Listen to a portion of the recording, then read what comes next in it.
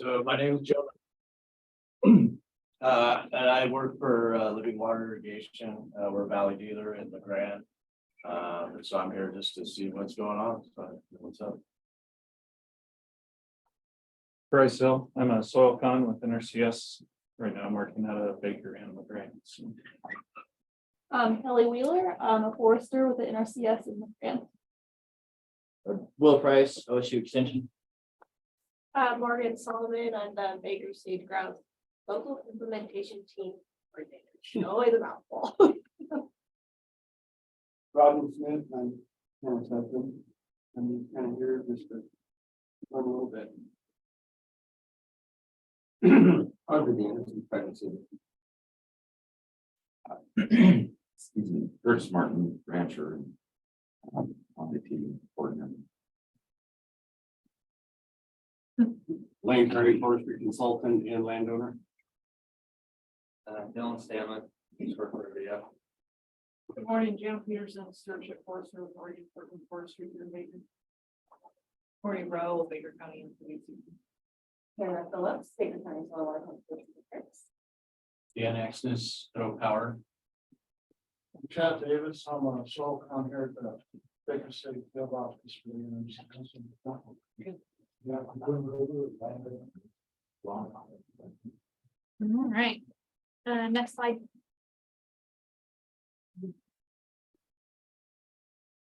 All right, so you've learned a little bit of our NRCS staff. So next slide. I'll do a little bit of introductions with myself since this is my first year as district conservationist for Baker County.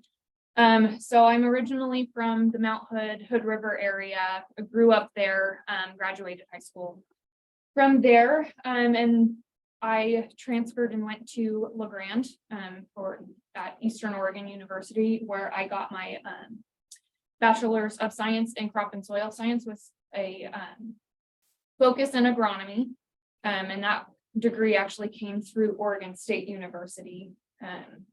After that, I moved to Prairie City, where I worked for the Confederated Tribes of Warm Springs for about a year and a half. I was a monitoring technician there, working for their fisheries department. And from there, I applied as a soil conservationist for NRCS in John Day. And I was there from 2018 till May of last year when I started in Baker. And a couple months after starting here, I actually went on maternity leave. So we've got a little one. She is now 6 months old. So you'll maybe see her running around somewhere soon. Next slide. So I don't see Trent here. He was going to give some FSA updates, but we will move on from that. Next slide. Jana, do you have any updates ODF wise?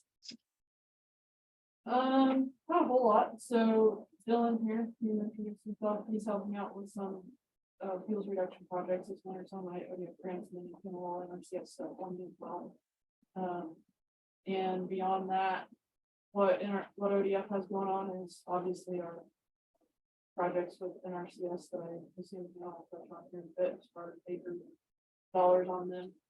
And then I also have a couple other funding sources that I'm using specifically for firewise communities within the county. I have a community assistance grant through the National Fire Plan Project, which is federal money that comes to ODF for the Spring Creek firewise community out here on the face of the Elkhorns. And then I'm also pursuing the same type of grant for Eagleton and Pine Valley out East Eagle and halfway the firewise communities out there. And then in conjunction with Palau Resources, and we're still waiting to hear on this, we put in for the community wildfire defense grant to provide more monies for those firewise communities. So what I've kind of been trying to do in Baker County the past few years is use the NRCS money on larger land ownerships and then find other funding opportunities for the firewise communities that we're up to 4 now, and those all come to fruition since 2019. So kind of trying to keep some of the ODF funding on them and use NRCS money for larger land ownerships, since NRCS has a plethora of money. Yeah. Yeah, what do you call it? That's large landowner and what you find with the smaller one? A large landowner is something outside the Firewise community. Firewise communities, they're just a good place, to like get those, they're good specific boundary. Yeah. It's a good place to apply for the Western state. Thank you, Jenna. Thanks, Jana. Next slide. And then we've got kind of an update from Baker SWCD. I have a lot of words on there. I apologize, it's Yeah. just harder to read now. Yeah. But our 2022 fiscal year, we just, normally we would do a big annual dinner in January, we haven't done that in a while. But we had installed 6 projects between the 4 districts. We have 24 open projects that are mid-implementation right now. 32 that are in monitoring status, and then we've got 6 projects in the application writing phase that Corey's working on right now. Of course, we've got our OEB funding, that's our big one. We've got spring coming up. Remember when the spring is up? May 1st for this stuff, yeah. So May 1st for the spring large grants. We've been trying to do some ODF&W fish screening projects as well. That's like some new money that's come up. So we've got a couple of projects we're working on there. Small grants team, it sounds like we'll get money in July or maybe summer 24. Yeah, September 24. So we'll have $100,000. Okay, so then small grants, of course, we can get on the ground fast. That money gets used up quick, so definitely get a hold of Corey if anyone in here is interested, or send your landowners that way. We've got 2 SIAs that we've been working with Oregon Department of Agriculture on 2 strategic implementation areas. We've got one on the South River and then one on the Lower Powder and Keating. And so Corey's been doing a bunch of monitoring so far with the Keating one. I think Bryce started that one actually, handed off. He's like, thank God. So the first full year monitoring is done, and we actually have a meeting after this one with ODA and DQ to present that all the data that Corey collected and together. So Awesome. Thank you. if you have any questions, let me know. Yeah, and I can send this PowerPoint out to anybody that you want it. Sharon, is the small grant still limited to 10,000? 15 now. 15? Yeah, and I don't know if that's gonna change. I know budgets, yeah, they're kind of looking at changing numbers just because costs are so high right now for things, but they did bump it up to 15. And then, of course, no limit on the large grants, and it's still 25% off there for the OEB stuff. Next slide. All right, so we're still in a little bit of a drought, as you can see from the map. It's kind of hard to see. Moderate drought. I pulled this on, well, I pulled it yesterday, but it came from the 24th. But little bit of a drought. Next slide. And then I pulled the basin snowpack reports yesterday. It looks like we're about 132% of normal for our snow to water equivalent. So we're sitting pretty good, above average for the basin snowpack history. Next slide. And I've got the links to those if anybody wants to look at those yourself anytime. We should have a new snowpack report actually coming out today sometime. So, but as for the county here, according to our long range plan that comes from meetings like this, and our long range plan, our county priority resource concerns are soils, water, obviously, I think that's everybody's resource concern, plants and animals, and fire suppression is a huge one right now. So, next slide. So for the past year, I think I have the wrong number on there. It should say 2022 funding summary for EQIP, RCPP, and CSP. Here are our numbers. SGI contract or pool. We had 11 contracts last year, about $700,000 spent. The Baker Watershed Forest Health, which is now a closed CIS, we have moved from that one. We had 13 contracts last year and about $375,000 spent. Pocahontas irrigation efficiency, that's also another one that we've closed after this year. We had 3 contracts last year. I believe we have another 3 applications this year. Almost $200,000 spent there. RCPP, which is the one with ODF, and that is including Union County, Wallowa County, Umatilla County, and us.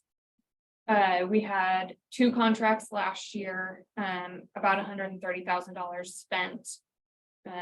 So we're hoping to kind of ramp that up this year. We get about $400,000 each year per county. And then CSP renewals last year, those are rollovers that have had contracts before. And they get thrown into a pool and have to compete for money with other ones that have expired. We had 5 contracts last year, $630,000 spent. And then Classic last year, we had 8 with about $665,000 spent. So here's our totals and everything, if anybody wants this PowerPoint. But we haven't gotten the deadline for CSP applications for this year. We'll send out renewal letters and stuff here, I'm assuming in the next month, but we're fairly slow on that. Our deadline for EQIP was, or applications for EQIP was in November. We are going through the ranking process of that right now. Ranking deadline is Friday. So we're getting all of those wrapped up. We will possibly have a second sign up. We haven't decided. We haven't heard if we are or not, when dates for that will be. Chris. I was just curious, so maybe I'm not seeing it. Is it C?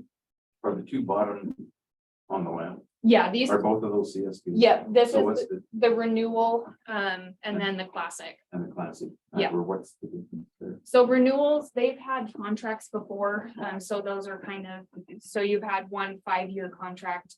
And then if you want to renew, we put you in another pool and you apply for that again. And you keep. And that classic one is new. Yep, new or ones that didn't get a renewal, weren't ranked out, they get put into the classic sign up. So those just. And then I had a question on the slide previously. Can you go back, Mariella? So, these are the county priority resource Mhm. concerns. So when you say soils, can you elaborate on that? What, I mean, what does that entail? It's just soil health, it's just like your organic matter, any sort of practice that helps build your soil. Would, so would carbon sequestration fall under that category? I believe, yeah, it's coming down the line for sure. Yeah, a lot of, we're getting pushed that way for sure. If you want to go forward, Mariella. And again.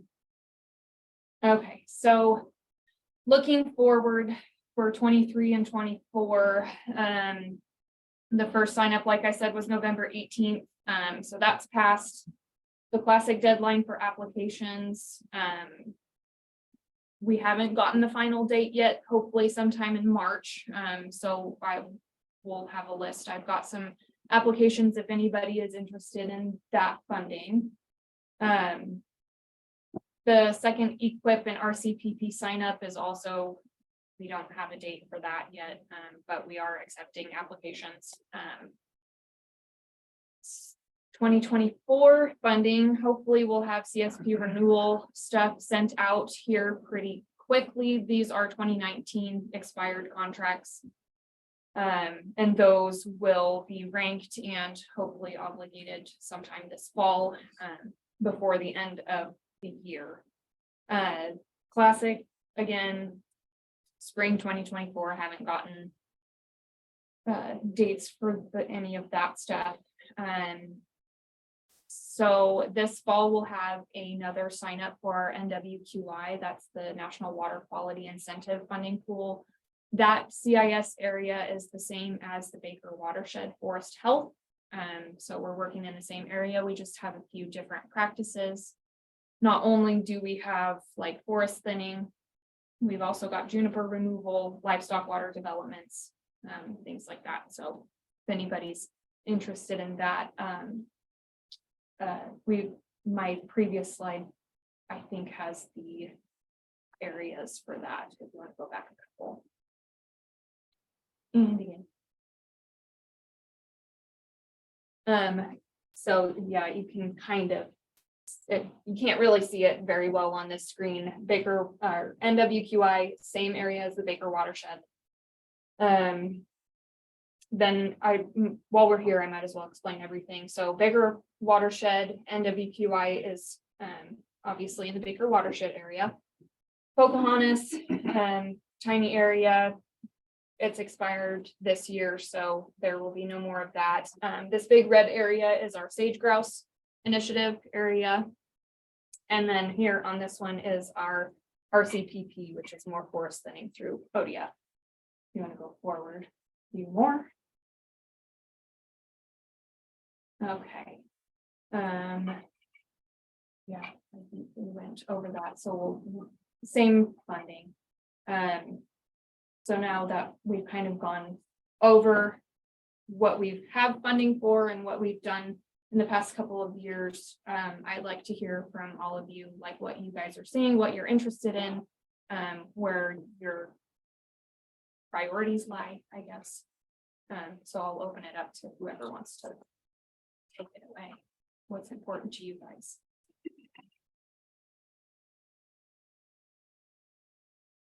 More forest thinning. I know there's a lot of irrigation interest out there. For sure. I guess, and I want to continue on the climate change and carbon sequestration. Because, this is really coming down the track part. Yes. And I think it's very high priority that we're on the proactive side of getting ahead of this. And I know that there's, sequestration elements of it. I guess in the soils department, if that's what it would classify as.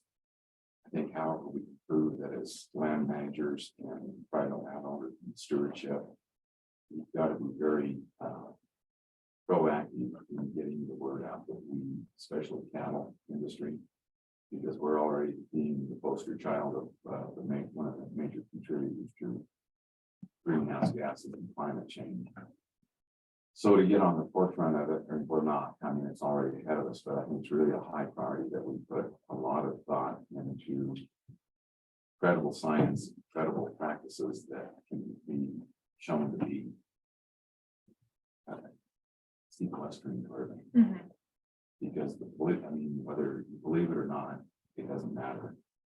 95% of the perception in society is that it's real and that we do everything we can to moderate, mitigate climate change. And so in my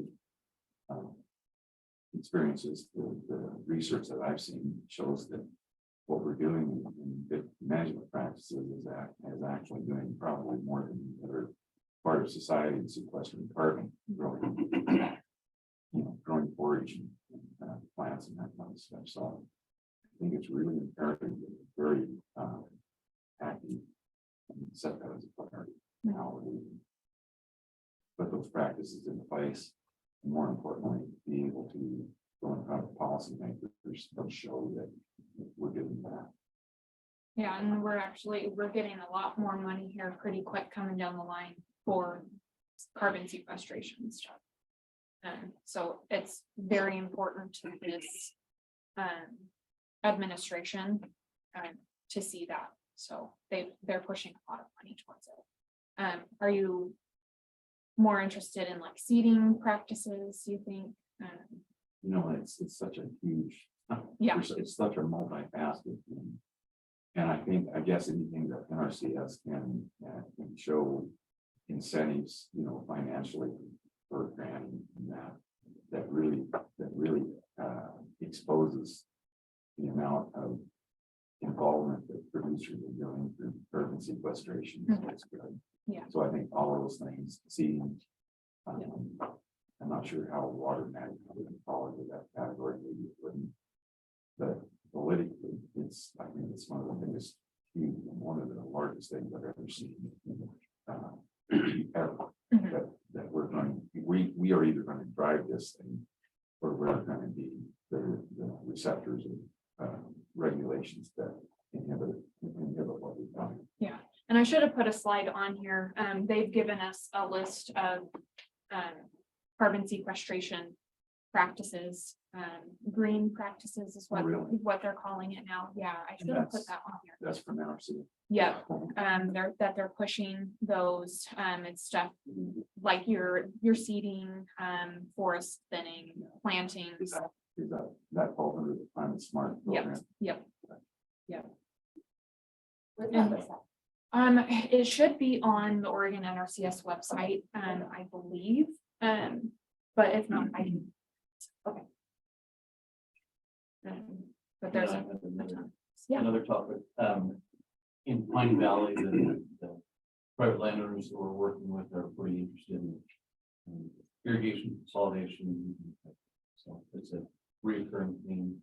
Definitely. Yeah, I'm hearing that a lot from landowners coming in asking for irrigation upgrades. The SWB actually just did a Pine Creek assessment partnered with Idaho Power. And they basically reviewed 14 different reversions and delivery systems and looked to see what could be consolidated and updated and all of that stuff. So from that assessment, hopefully a lot of projects moving forward, Right. ditch piping and all that. Kind of Yes. stuff. And to further that work, with the SWC leading, we're going to be doing some more ditch assessments, really, and training risk for fish at specific diversions on East Pine Creek this year. Looking at Pine Creek in the future. Okay. So I know in the past, we've tried to get things done out there and halfway and whatnot. And some of the projects were very large. And we ran into issues with landowners not wishing to participate.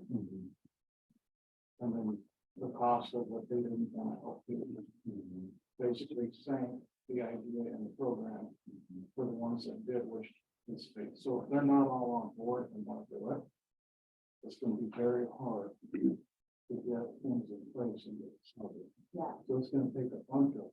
Yeah, it does. And we've had several ditch user meetings out there with folks that really are on board. Looking at those systems, the Posey Curry Valley is the one that we're looking at right now, where all those ditch users are on board and want to move forward with the restoration project. So, but you're right, you have to find people that are all in the same system that want to be a part of it.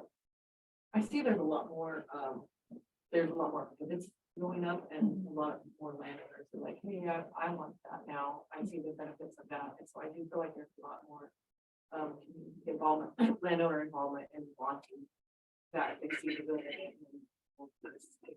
Really good as put out, but they're like, oh yeah, people see it. So, Oh yeah, I want that. So I do think we've had a lot of good response. Yeah. Yeah. Moving forward. Yeah. These big projects take a long time to get put together. That some of the ones that I'm most familiar with from working on, and my dad being on the pipeline in NRCS South, NRCS North, the stakeholders, the landowner stakeholders had to be involved, and of course the ones that Kurt's involved in out there, P2, W1. The landowners had to be involved for years and years and years, and sometimes decades to get these things. So they're not often, here's a project served up. It oftentimes takes time, and really the SWCD and a key land. exactly, and that's what I was going to say. It's hard on our end because of the permitting process and like how we move to different areas with CISs. we only get like a short 5-year period where it's like, we have to get this money spent. Do we have projects ready to go? And the other part of it is we only pay for on-farm stuff. So if somebody has to do like a new fish screen, anything like that, we usually are not the ones that pay for that. Or do that part of it. Kind of, definitely into what, Mr. Martin was stating about, having the vegetation and that whole topic. When you can encourage the animal, then out of this, pre-commercial thing, that accelerates the growth rate so rapidly.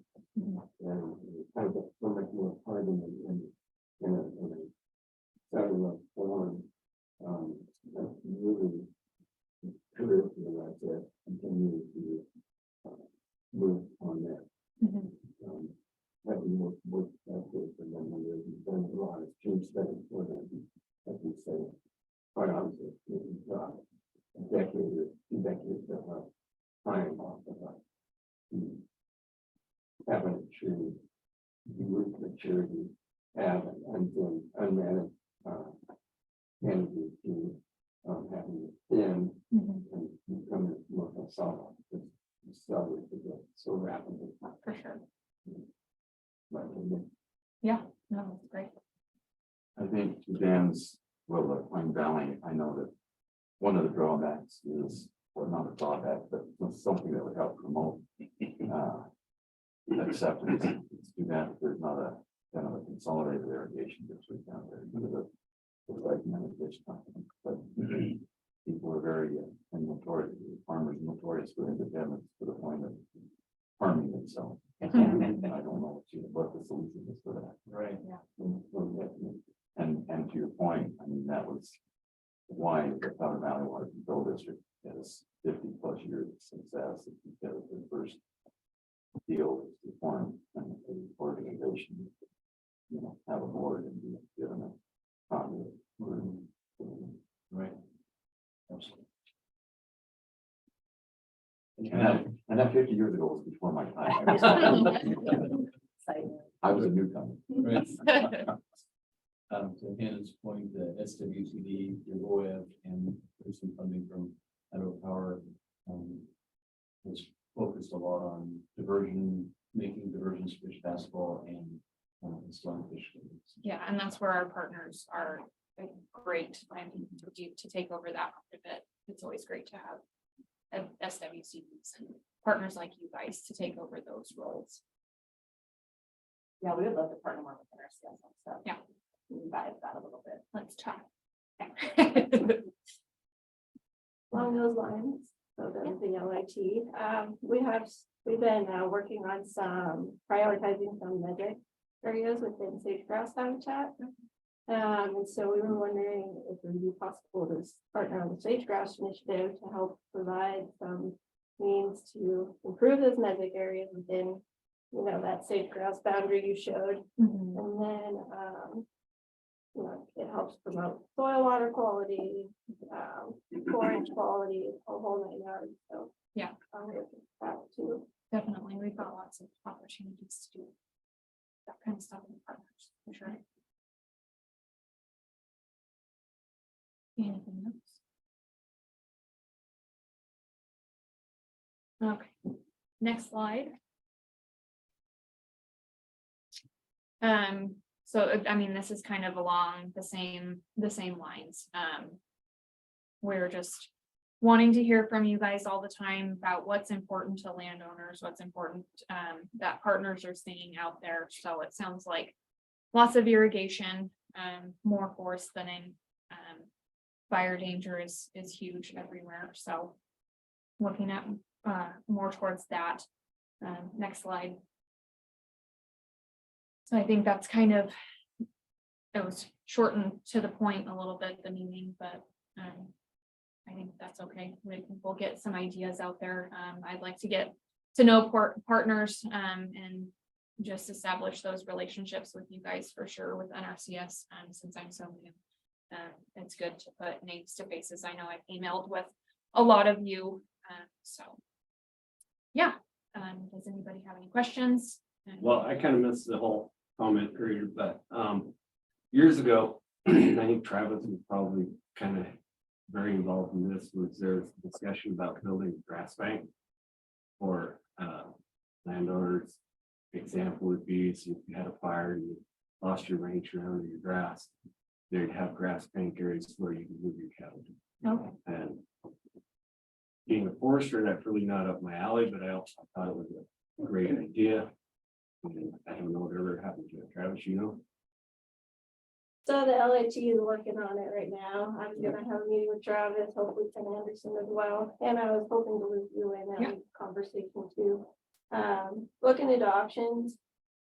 You know, moving your cattle to a grass bank or potentially implementing some sort of forage alternative.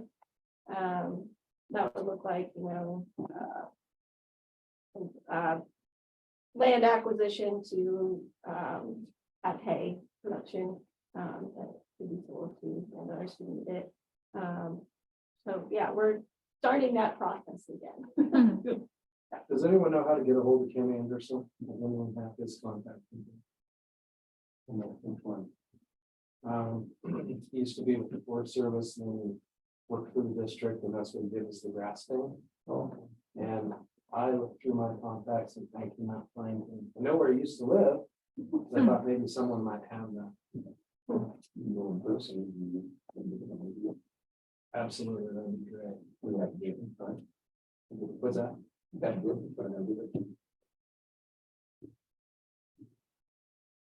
So I was in a meeting last week before with the county and BLM and Forest Service, and the Forest Service was talking about grass banks to handle supply the district movement. And Bonnie grew on the county's natural resource person, and one of the commissioners supposed to be with them was there, so they might be some people to chat with. Yeah. I'm not a grass person.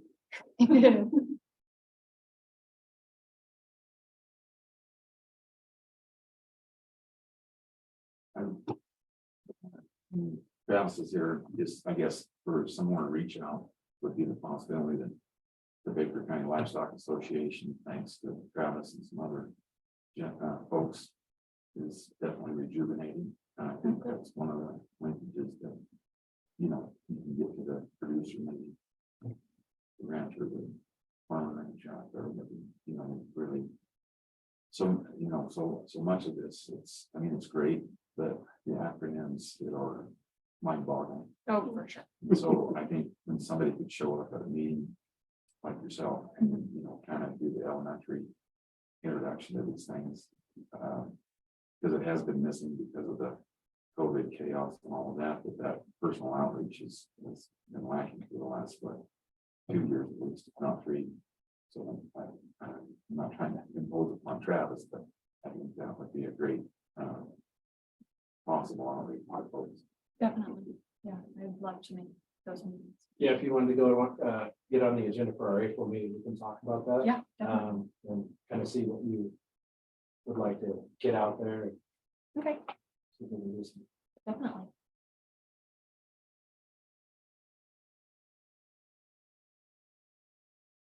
All right, is there anything else?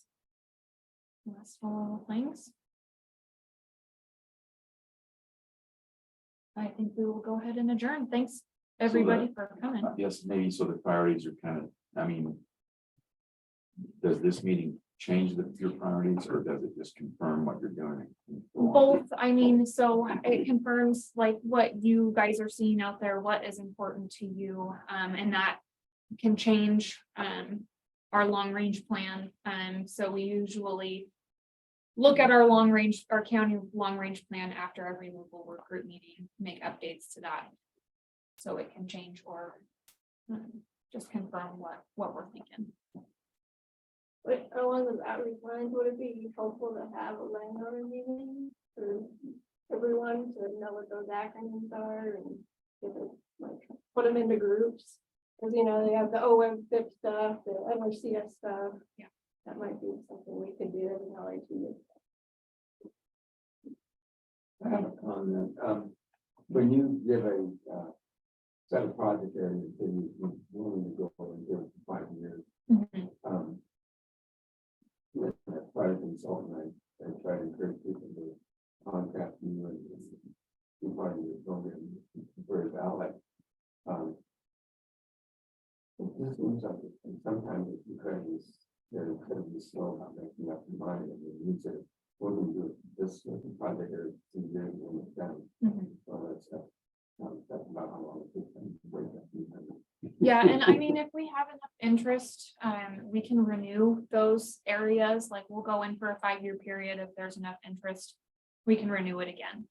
And kind of stay in the area, ask for more money. I mean, especially like, the amount of landowners that are with it to Sumter. Mhm. And I mean, I've looked at a couple of lists and I just, wow. Yeah. It's almost at the bottom. It's Mhm. potential people that could be involved in protecting waters. And when I was on the city council, I just know that as I said, council in the forest, we for us at the big city, what we need to get them on the local land and as a whole treat that.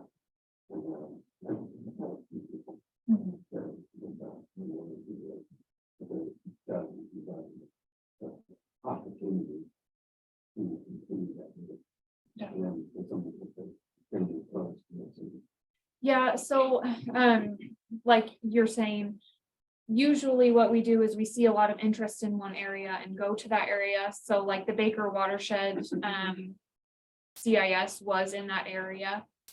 We got all of that money spent and closed that CIS. And then before I was here, last year, Misty actually had a lot more interest in the area. So they did the NWQI, the National Water Quality Incentives Program, which is in the same footprint as the Baker watershed. And that we took our first applications in November for that. So we'll have a few more years for the area. So if you've got landowners that are interested in Sumter area, send them our way for sure.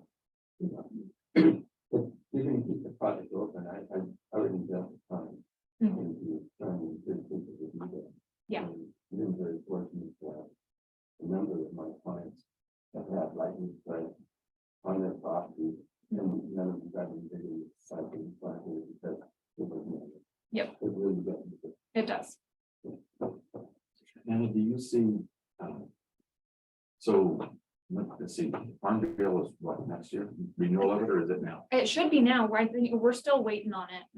So do you see, which way do you see funding going? Do you see it staying the same status quo, or is it retracting? I mean, I know that that's kind of a crystal ball that's come, in the goes through Congress. But, as far as recommendations, do you see an increased need for funding, or how do you see the political landscape? That's kind of outside that. Yeah, we're supposed to be getting a lot more funding.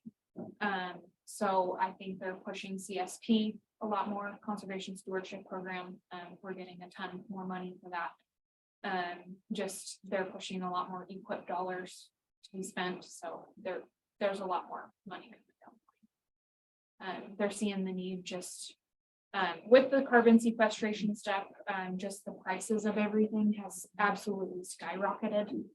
So all of our cost share amounts have gone up, thankfully. So I apologize. I came in the ninth inning here on this. On the review of the funding opportunities, did you go through, is there established dates, like trigger dates right now when we need to sign up for EQIP, CSP? Did you go through all that? A little bit. So we haven't gotten a lot of dates. We're always taking applications. Yeah. So like if you have somebody that's interested in like a livestock water development, forest thinning, send them our way. Definitely if they're in the correct areas. We just passed the EQIP sign up deadline. So we're ranking those right now, and we'll hopefully have a second sign up for all of that. CSP, we haven't gotten a deadline for applications on classics yet. So What would be really helpful for producers is fact sheet, Okay, simple one that has these main programs on it, equip. I wasn't here for what what's the CIC, is that the focused areas for irrigation? yeah, so they came out with Equip CIC a couple of years ago. It's a mix between Equip and CSP. But we've gotten very minimal dollars for that, so we haven't contracted any. So just to lay those out, Mhm. few sentences, lay it out straightforward. What is it? Is it something we actually are gonna invest our time to sign up for? And I know you can't say that, but help guide us in just a one sheet deal Okay. on dates. Okay, so first sign up's done with Equip. There's probably a second sign up. Equip is these areas we're focusing on, or we're doing forestry, or we're doing, livestock, water, sage-grouse area. That it would really help, because then everyone get that and go, okay, we could get at our next meeting and get that out, or work with Will and we can get that out for you by email that I don't know. Okay. And so if I have that, like I can tell them what Equip was, what prep was, or what CSP was, but what is it today? What are the signups? When are the deadlines? If there's no deadlines, say there's no deadlines, but it would be really helpful to get that so we know, because it's hard to find that information on the websites. And I'm pretty familiar with the NRCS website and it's frustrating. So if we can get that from you through your BTL, whoever, boom, that would be awesome. Okay, yeah, we can do that. And even like what type of projects fit into each of those programs? Those You know, programs, like you said, yes. livestock, Yep. livestock, okay, which one of these does that fit under? That would help us think too, as far as Okay. directing folks. Because then producers can start thinking along the lines, oh, hey, I'll call this WCB Mhm. watershed council. Talk to you. Yep. We could actually maybe do this. I'll talk to my neighbor. We'll put but then some of this can happen and because you guys are short staffed, you're not having to do it. Mhm. The people here and others can kind of start getting that moving for you. Definitely, that's a great idea. And with the area where it's all located, the area, I'm not. Where the area is. Okay, yeah, I'll make a map and spreadsheet. In fact, that's a very good point, John. So I probably should put my email because you guys would email that to us, right? Most likely. Okay. And then what to build on Travis's comment, even if you don't have a date for when a second Equip button setup would be, if you knew that in 2020 it was this date, 2021 it was this date, in 2019, because it Just tends general. to be Yep. in this area, and everybody's capacity is limited, and so they can't necessarily put in an application today, but if they knew it was going to be in 3 months, they could start working towards it.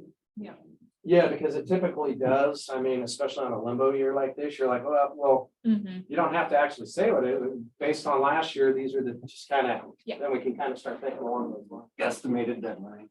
Mhm. Great, thank you. One other question, Hannah, is there any NRCS funding that would deal with research? Not that we have Nothing- right now, nothing of Collegiate or university not really. assistance to help? No, we don't. And The what does- closest thing that we have to like any sort of research stuff is the conservation innovation grants. We can do stuff like that, like I think it's Mitchell area that has one that's researching like collaring cattle. And they get dollars to kind of try that out. So that's the closest we have to the sort of research. Again, what I was kind of moving that back into, there's just such a need of legitimate carbon sequestration research and data collection. It's such a, it's tragic. It's kind of tragic that there's so little accurate data and information. Do you know of any other funding? I know that Oregon Beef Council, we funded. I'm very good friend of mine is Dr. Carlos Ochoa from OSU, and he's doing research. But this is expensive stuff. Is there any, do you know of any other branch of federal? I mean, I'm sure there is. I guess I'm just throwing it out there. I'm unfamiliar. What about the university? Yeah, well, in Oregon, it would have to be through OSU, but that's part of the land grant protocol, but, which is fine. But it kind of time limits is a little, oh, you mean for other research Yeah. that this would be applicable? The potential for funding and research and science-based research. And OSU Extension does that kind of stuff too. So well, but get into your checkbook and start adding. Right. Well, if you think about it, when Astro had the cap come on, that they've been dealing with, the carbon cap. And then you think if you're a landowner and you're running cows, or if you're haying that pasture, how much carbon you could sequester by changing that management, not that it's good or bad, I'm just saying purely looking at carbon sequestration.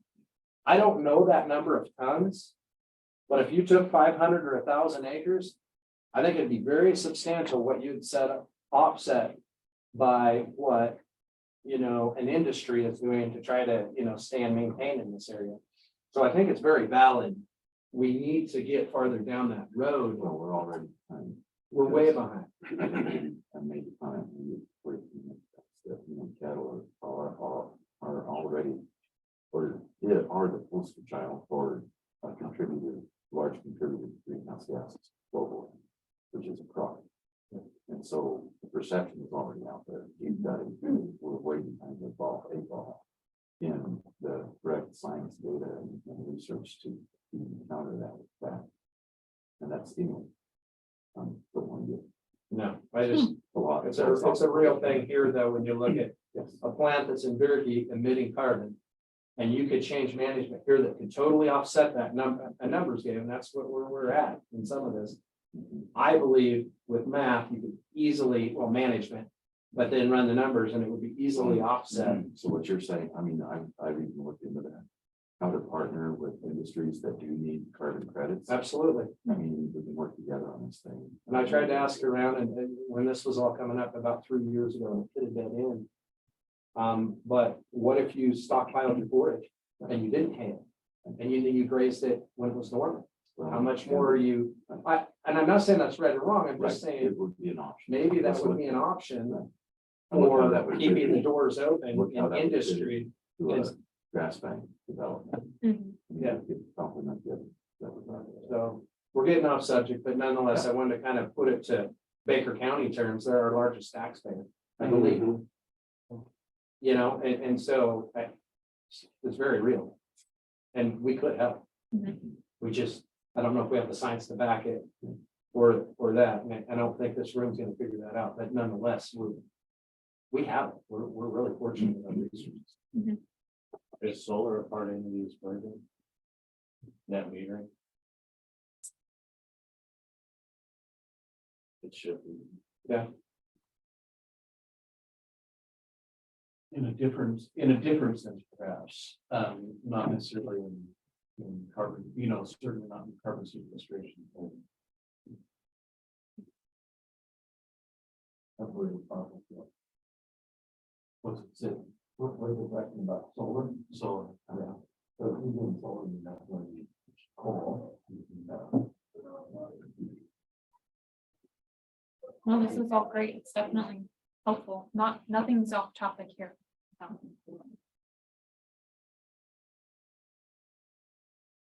Is there anything else from anybody who want to discuss?